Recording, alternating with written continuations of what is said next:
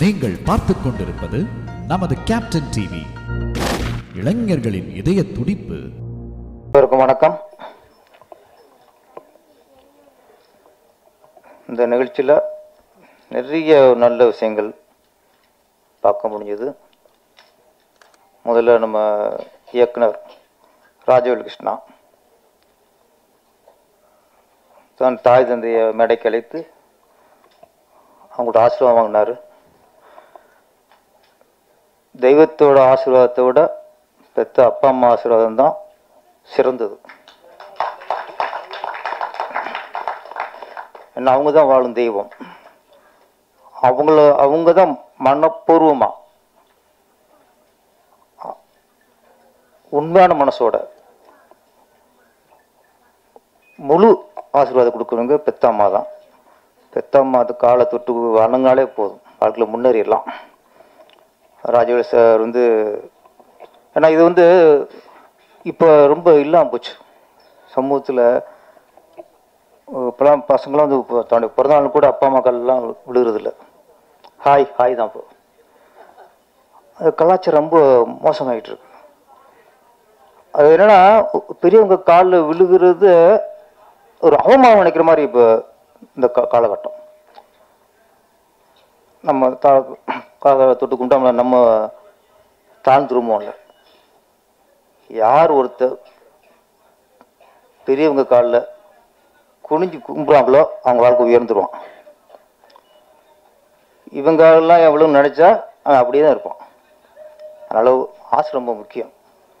அது எனக்கு கொஞ்சம் நெகிழ்ச்சியாக போயிடுச்சு. அதை விட அவங்க அப்பா அம்மா மேலேருந்து அவங்க அம்மாலாம் கண் கலங்கிட்டாங்க. அது கண் கலங்குறது என்ன, சந்தோஷத்தின் உச்சம். அது பெற்ற தாய் ஒரு சபையில் பையனை பார்த்துட்டு அதை உச்சம். இதை விட என்ன வேண்டி இருக்கு. அதுக்கடுத்து இன்னொரு விஷயம், நம்ம ப்ரொடக்ஷன் கண்ட்ரோலர் சிவம் இப்போ படங்களுக்கு தேவையானது இப்போ பிளானிங் கண்ட்ரோல். ப்ரொடக்ஷன் கண்ட்ரோல்னா அதான் கண்ட்ரோல் பண்ணுறது கண்ட்ரோலர், கட்டப்படி விட்டுறது கண்ட்ரோலர் இல்லையே. கரெக்டாக சொன்னார். இது உண்மையிலேயே நிறைய சிறிய படங்கள் நீங்கள் ஆரம்பிக்கிறவங்க என்னென்னா ஆரம்பத்தில் என்னன்னா ரொம்ப ஆடம்பரம் பண்ணிக்கிறாங்க. ஆஃபீஸ் அப்படி இருக்கணும், பூஜைலாம் பெருசாக ஆடம்பரமாக பண்ணுறாங்க. இது எல்லாமே வேஸ்ட். இப்போ உள்ள சிறிய படங்களுக்கு பெருசாக ஆஃபீஸ் பார்க்குறது, பூஜையை பெருசாக பிரமாண்டமாக போட்டு அது செலவு பண்ணுறது, இது எல்லாமே கிரிமினல் வேஸ்ட். எதுக்கு யூஸ் ஆக போகிறதில்ல. சிறிய படங்கள்லாம் ஸ்ட்ரெயிட்டாக ஷூட்டிங் கிளம்பி வேண்டியதான். ஷூட்டிங் போய் இந்த செலவு எங்கே பண்ணணும்னா பூஜை கொண்ட செலவுலாம் படத்துக்கு முன்னாடி ப்ரொமோஷன் பண்ணுங்க, அது யூஸ் ஆகும். இன்னைக்கு ரொம்ப காலம் வேகமாக போயிட்டு இருக்கு. நீங்கள் பூஜை போட்டு 6 மாதம் கழிச்சு போகும்போது இந்த பூஜையை போட்டு மறந்துடும் ஆடியன்ஸ். அப்போ ரிலீஸ்க்கு முன்னாடி அந்த ப்ரொமோஷன் பண்ணும்போது போய் சேரும். படம் இப்படி ஒரு படம் வரப்போகுது அப்படிங்கிறது மக்களுக்கு போய் சேரும். அதைத்தான் பண்ணணும். அது கரெக்டாக சிவம் சார் சொன்னார். இவரும் கரெக்டாக உணர்ந்திருக்காரு. 2 விஷயம் இங்கே ராஜவேல் இயக்குனர்கிட்ட நான் பார்த்தது. ஒன்று அப்பா அம்மா பாசம், இன்னொன்று ப்ரொடியூசருக்கு எந்த வகையிலும் நம்ம வீண் செலவு பண்ணிவிடக்கூடாது. அவன் தான் சரியான டைரக்டர், அவன் தான் உண்மையான டைரக்டர். எந்த இயக்குனர் நம்மளை நம்பி ஒரு படம் கொடுத்துருக்காரோ, நம்ம நம்பி இத்தனை கோடி ப்ராஜெக்ட் பண்ணுறாங்கன்னா அவங்களுக்கு தேவையில்லாத செலவு பண்ணாலே அது முதல் லாபம். லாபத்துக்கு பிள்ளையா சொல்லி அதுதான். நீங்கள் எத்தனை நாள் ஷூட்டிங் குறைக்கிறீங்களோ அந்த செலவு தான் முதல் லாபம் ப்ரொடியூசருக்கு. அப்புறம் விற்கிறது அடுத்த விஷயம். ஒரு 40 நாள்னா நீங்கள் 30 நாள் எடுத்தீங்கன்னா 10 நாள் செலவு இருக்குல்ல, இது மிச்சம் கவர். நீங்கள் மிச்சப்படுத்துறது தான் இன்றைக்கி ப்ரொடியூசருக்கு லாபம். அது கரெக்டாக பிளான் பண்ணியிருக்காங்க. ஒரு இயக்குனர் கதை, திரைக்கதை, வசனத்துக்கு எந்த அளவுக்கு உழைக்கிறாரோ அதே உழைப்பு ஒரு படத்தை ஷூட்டிங் பண்ணுறதுக்கு பிளான் பண்ணுறது. அதே இதுக்கு எது திங்க் பண்ணுறோம்ல, கதைக்கு திரைக்கதைக்கெலாம் திங்க் பண்ணுறோம்ல, இந்த திங்கிங் இந்த படத்தை எந்த அளவுக்கு சிக்கமாக எடுக்கலாம், எந்த அளவுக்கு பிளான் பண்ணி எடுக்கலாம், அதே அளவு இதுக்கு ஷூட்டிங் உட்காரணும். அவன் தான் சரியான இயக்குனர். ஒரு இயக்குனர் முதல்ல தயாரிப்பாளருக்கு சரியான இயக்குனர் இருக்கணும். அதுக்கப்புறம் மக்கள். ராஜுல பொறுத்த வரைக்கும் இப்போ எக்ஸ்ட்ரீம் படம் நல்லா வந்திருக்கு, அடுத்த தியேட்டருக்கு போக போகுது, வெற்றி அடைங்கிற அடுத்த விஷயம். முதல்ல அவர் தயாரிப்பு நல்லா இருக்கும்னு நினைக்கிறாருல்ல, அதே உங்களுக்கு முதல் வெற்றிங்க.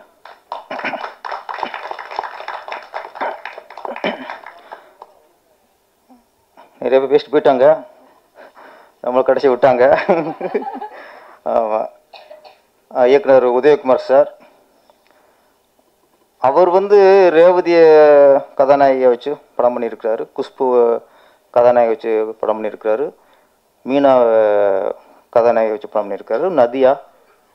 இப்படி இந்த 90s யார் யார் உச்சத்தில் இருந்தாங்களோ அத்தனை கதாநாயகியும் வச்சு ஒரு படம் பண்ணியிருக்காரு. ஆனால் ரேவதி, மீனா, நதியா இவங்க கூட அவர் ரசிச்சிருக்க மாட்டார் நினைக்கிறேன். ரசிதா அவர் ரசிச்சிருக்காரு. ரசிதா உட்காந்தாங்க, பக்கத்தில் அவர் உட்காந்தாரு. இப்போ எனக்கு ரக்ஷா மேடத்துக்கும் அறிவும் இல்லை, பழக்கம் இல்லை. நம்ம அப்படி பேசுறது நான் தாங்கிட்டு உட்காந்துருக்கேன். தலைவர் வந்தார், டக்கு போட்டு நான் உங்கள் ரசிகரன்ட்டார். என்னடா அது எப்படி போகிறாரு, விட்ட போகிறாரு. ஓகே, உடனே அப்புறம் அது அவங்க ரசிகர்னு சொன்னால் பரவாயில்ல, அடுத்து செல்ஃபி எடுத்துக்கிறாரு. என்னடா தலைவர் வேற ரேஞ்சு போய்க்கிருக்காரு அப்படின்ட்டு. அதுக்கப்புறம் இங்கே மேலே வந்து உட்காந்துட்டாரு. நான் வர்றேன், இங்கே உட்கார்றாரு. நீ என்னை தள்ளி விடுறாரு அப்படின்னு புரியல. ஒரு சீட்டை பக்கத்தில் தக்க வச்சுட்டே இருக்காரு.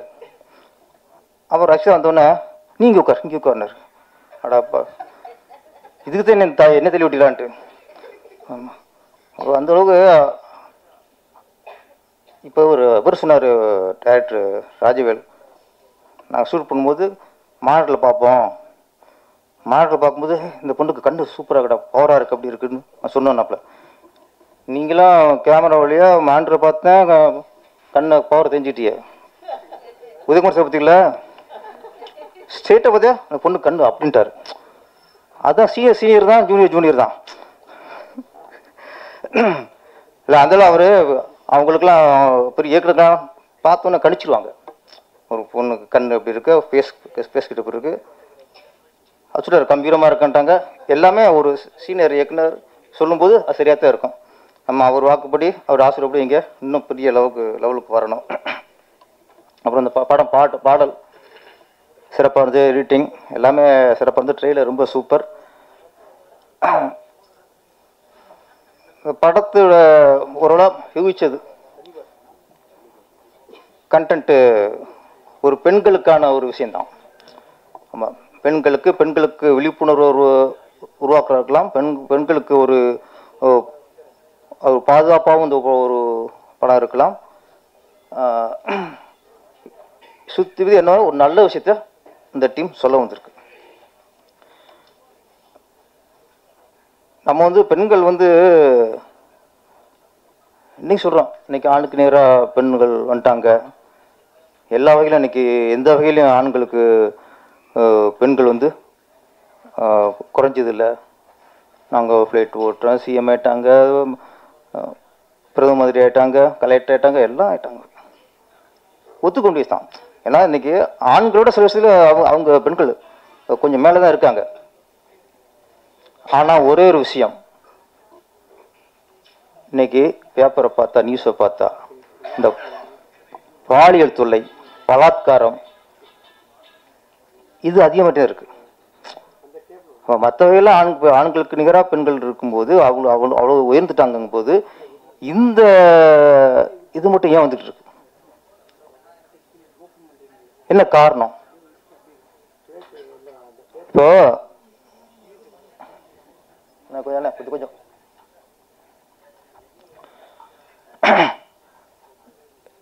ஒரு பெண்ணுக்கு பாதிப்பு ஏற்பட்டுச்சு.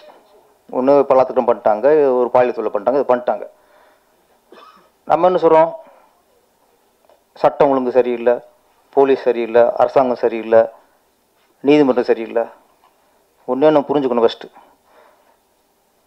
ஒரு பெண்ணு ஒரு பாதிப்படைந்தால், யாராவது 4 பேர் பொண்ணை ரேப் பண்ணிட்டா அவங்கள கண்டுபிடிக்கிறது தான் போலீஸ், அவங்க தண்டனை கொடுக்கறது தான் நீதிமன்றம்.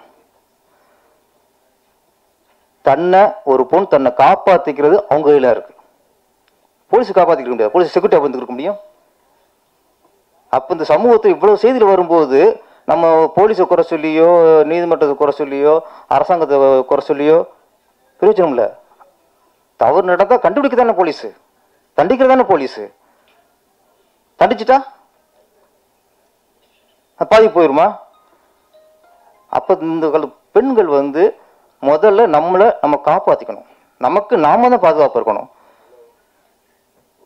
அதுக்கு என்ன பண்ணணும், அதுக்கு எந்த மாதிரி நம்ம நடவடிக்கை இருக்கணும், எந்த மாதிரி நம்ம ட்ரெஸ் பண்ணணும், பொது இடத்துல நம்ம எப்படி இருக்கணும், பொது இடத்துல எப்படி நம்ம நடந்துக்கணும், இவ்வளோ விஷயங்கள் இருக்கு. இதுதான் ஒரு பெண் வந்து தன்னை பாதுகாத்துக்கிறதுக்கான வழிகள். நான் எப்படின்னா ட்ரெஸ் பண்ணுவேன், பார்க்குறவங்க கண்ணு தான் பார்க்குறோம் தப்பாக பார்க்குறான், இதெல்லாம் தப்ப கட்டுது. என்ன போய் இந்த கதையில் அர்த்தம் சொல்ல வர்றாரு நினைக்கிறேன் ராஜு சார். நான் ட்ரைலர் பார்க்க உணர்றது அதுதான். ஏன்னா ஒரு சாங்கு எல்லாம் கொஞ்சம் கவர்ச்சி தான் அடிக்கிறாங்க. அந்த பொண்ணு அவையும் மட்டும்தான் ஹோம்லியாக இருக்குது.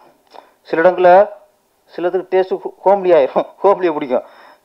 என்ன இருந்தாலும் அந்த அந்த ஒரு பெண்களுக்கு பெண்ணு தான் பாதுகாப்பு.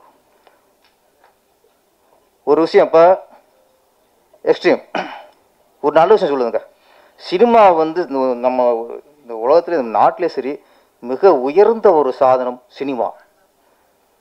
சினிமா தான் நிறைய நல்ல விஷயம் மக்கள் சொல்லுது. இன்னைக்கு வந்து ஒரு ஆன்மீகவாதி யாரும் பேசுறதில்ல, அரசியல்வாதி யாரும் பேசுறதில்ல. இந்த ஒரு பெண்ணுக்கு பாதுகாப்பா எப்படி இருந்து இந்த படம் சொல்லுது. எத்தனை படம் வந்து ஒரு குடினால எத்தனை குடும்பம் கெட்டு போகுது, குடினால சமூகம் வந்து சீரழின்னு எத்தனை படம் சொல்றோம். சினிமா தான் சொல்லுது. குடும்பத்தோட கூட்டு குடும்பமா இருக்கணும், பாசம் இருக்கணும், சினிமா சொல்லுது. அண்ணன் தங்கச்சி பாசமா இருக்கணும், சினிமா சொல்லுது. பையன் அம்மா எப்படி கவனிச்சுக்குங்கிறத சினிமா சொல்லுது. அப்பா பையன் எப்படி இருக்கணுங்கிறது சினிமா சொல்லுது. எல்லா நல்ல விஷயத்த எல்லாமே இன்னைக்கு சொல்லிக்கிட்டு இருக்குது சினிமா சினிமா சினிமா. எங்கேயா ஒரு மேடையில் அரசியல்வாதிங்க குடிக்க சொல்லிருக்காங்க சொல்லுங்க தம்பி, யாரும் குடிக்காதீங்க, குடிச்சா அவங்க குடும்பம் சீரழிச்சிடும். அவங்க சொல்லணும். அரசியல்வாதி வந்து மக்களுக்காக வந்தவங்க, மக்கள் சேவைக்காக வந்தவங்க. பெண்கள் எப்படி இருக்கணும், பெண்களுக்கு அட்வைஸ் யாராவது ஒரு அரசியல் பேசுறாங்களா, குடியை பத்தி யாராவது பேசுறாங்களா? யாராவது ஒரு இப்போ ஒரு யாராவது அரசியல்வாதி ஜாதி ஒன்று சொல்றாங்களா? எத்தனை படங்க நம்ம திரைப்படம் வருது, ஜாதி கூடாது, ஜாதி ஒழிக்கணும், எல்லாரும் சமம், எல்லாரும் சமங்கிறது எத்தனை சமம் சொல்லிக்கிருக்கோம். யாராவது ஒரு அரசியல்வாதி நாங்கள் ஜாதி ஒழிப்போம் சொல்றாங்களா? சொல்ல மாட்டோம். மதம் நம்ம எம்மன் சம்மந்தம் எத்தனை படம் வந்துட்டு இருக்கு. அரசியல் சொல்லுவாங்களா? இன்னைக்கு அரசியல்வாதிகள் சொல்ல வேண்டியது, ஆன்மீகவாதி சொல்ல வேண்டியது எல்லாத்தையுமே இன்னைக்கு சொல்லிக்கிறதுக்கு நம்ம சினிமா சொல்லிக்கிட்டு இருக்கு. குடிக்காத, பெண்ணை கெடுக்காத, அம்மா மதி, அப்பாவை மதி, நட்பை மதி, எல்லாத்தையும் எங்க சினிமா சொல்லிக்கிட்டு இருக்கு. ஆனா எங்க சினிமா கரைங்க உங்களுக்கு கூத்தாடி. நீங்க என்ன பண்றீங்க? நல்ல விஷயம் அவனுக்கு குறை சொல்றது, இவன் அவனை குறை சொல்றது, நீ இவ்வளவு ஊழல் பண்ணலையா, நீ இவ்வளவு ஊழல் பண்ணலையா? இன்னைக்கு யாராவது அரசியல் நல்ல விஷயம் யாராவது சொன்னாங்க மேடையில பேசுறாங்களா? நல்ல விஷயம் போய் எங்க சினிமா தாங்க. எங்க சினிமா மாதிரி உயர்ந்த உலகத்துல எதுவுமே இல்லைங்க.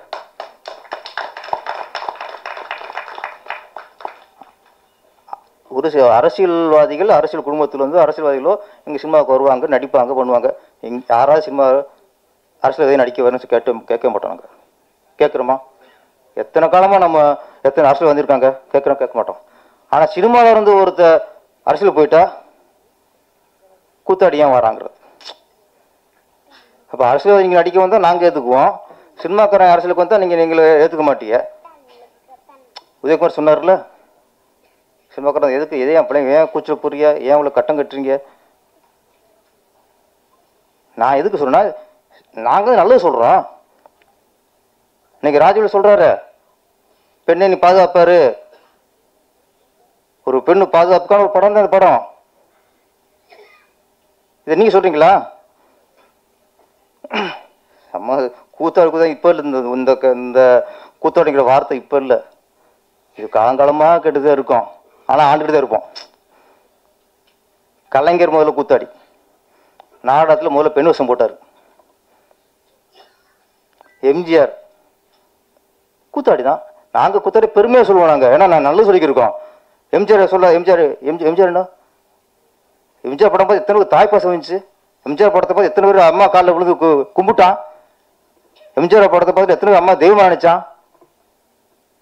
அவங்களுக்கு கூத்தாடி அப்பா அம்மா மதிக்காமல் ரோட்டில் விட்டுவிட்டு இருக்கவே உங்களுக்கு உயர்ந்தவங்க. எம்ஜிஆரும் கூத்தாடி தான். அடுத்து ஜெயலலிதா வந்தாங்க, அவங்களும் கூத்தாடிங்க, அவங்க கூத்தாடி தான். புரட்சிக்கலைஞர் விஜயகாந்த் வந்தார், அவரும் கூத்தாடி தான். இன்னைக்கு விஜய் சார் அரசியலுக்கு வந்திருக்காரு, நீங்கள் அவரும் கூத்தாடின்னு சொல்லிட்டீங்க. நீங்கள் கூத்தாடி கொஞ்சம் சொல்லிட்டே இருப்பீங்க, எங்களுக்கு அது இல்லை. நாங்கள் கூத்தாடி பெருமை நினைப்போம். என்னன்னா கூத்தாடிங்க வந்துட்டாங்க அப்படிங்கிற அந்த இழிவாக சொல்லாதீங்க. கூத்தாடிங்கிறது பெருமையான வார்த்தை, அதை நீங்கள் இழிவுபடுத்தாதீங்க. கூத்தாடிங்க வந்தாங்க, கூத்தாடிங்க வந்துட்டாங்க அப்படிலாம் யாரும் நீங்கள் இழிவுபடுத்தாதீங்க. கூத்தாடிக்கிற ஒரு தொழில், எப்படி ஒரு ஜாதியை குறிப்பிட்டு இழிவாக பேச எவ்வளோ பெரிய தப்போ, அதே மாதிரி கூத்தாடிங்கிற தொழிலை இழிவாக யாராவது பேசினா மிகப்பெரிய தப்பு, அது கண்டனத்துக்குரியது. நான் திரும்ப திரும்ப என்ன சொல்கிறேன்னா, சினிமாவில் தான் நல்ல விஷயங்களையும் நாங்கள் சொல்லிக்கிட்டு இருக்கோம். சினிமா வாங்க ஓப்பனிங்லேயே சென்சார் போகிற முன்னாடியே வாய்ஸ் வரும், குடிப்போது உடல்நலத்திற்கு கேடு, புகைப்பிடித்தல் புற்றுநோய் உண்டாக்கும். எல்லாரும் சினிமாவில் எல்லா சினிமாவிலையும் வருஷத்தில் 150 படத்துக்கு மேலே வந்துச்சுன்னா 150 படத்துலையும் நாங்கள் சொல்லுவோம், ஃபஸ்ட்டு பிகினிங்கை குடிய கெடுக்கும், புகைப்பிடிப்பது புற்றுநோய் உண்டாக்கும். அரசியல் யாரோ சொல்லியிருக்கீங்களா? நீங்கள் என்ன நீங்கள் வந்து எங்களை கூத்தாடிங்கன்னா நீங்கள் ஒன்று பண்ணுங்க, ஒவ்வொரு அரசியல் மேடையும் ஃபஸ்ட்டு மீட்டிங் ஆரம்பிக்கிறதுக்கு முன்னாடி நீங்கள் இதை சொல்லுங்கள், உங்களுக்கு மக்கள் மக்களுக்கு நாங்கள் ஒத்துக்கிறோம், இது சொல்லிட்டு ஆரம்பிங்க. சிஎம்மாக இருக்கட்டும், இல்லை அமைச்சராக இருக்கட்டும், எம்எல்ஏ இருக்கட்டும், ஒரு கூட்டத்தில் அன்னைக்கு எந்த கூட அன்னை யார் பெரியவங்களோ அவங்க இந்த வார்த்தை சொல்லிட்டு நீங்கள் உங்கள் மீட்டிங் ஆரம்பிங்க. ஆமாம், அங்கேயும் நீங்கள் சொல்கிற மாதிரி குவார்டர் பிரியாணி வாங்கி கொடுத்து கூட்டத்தை கொண்டு வராங்க, அவங்களும் சொல்லுவாங்க. எல்லா வகையிலையும் சினிமாக்காரன் சிறந்தவங்க, நாங்களும் நல்லதை சொல்கிறோம். ஏதோ ஒரு சில படம் வந்து தப்பானது படம் இருக்கலாம், அதுக்காக ஒட்டு சினிமா நீங்கள் பண்ணக்கூடாது. அதனால் திரையுலகில் நீங்கள் யாரும் கேவலம் நினைக்காதீங்க. அரசியல்வாதியை விட சினிமா மேல் மேல் மேல். நன்றி, வணக்கம். துல்லியமாக தினசரி நடப்பு நிகழ்வுகளையும் கல்வி, விளையாட்டு, அரசியல், வாழ்க்கை முறை, மருத்துவம், தொழில்துறை, சினிமா, பொழுதுபோக்கு போன்ற பல்வேறு நிகழ்ச்சிகளையும் உடனுக்குடன் காண கேப்டன் டிவி மற்றும் கேப்டன் நியூஸ் சமூக வலைத்தள பக்கங்களோடு இணைந்திருங்கள். உங்கள் வணிகத்தை கேப்டன் டிவி மற்றும் கேப்டன் நியூஸில் விளம்பரத்தின் மூலம் மேம்படுத்த விருப்பமா? உடனே கீழே கொடுக்கப்படும் எண்ணிற்கு தொடர்பு கொள்ளுங்கள்.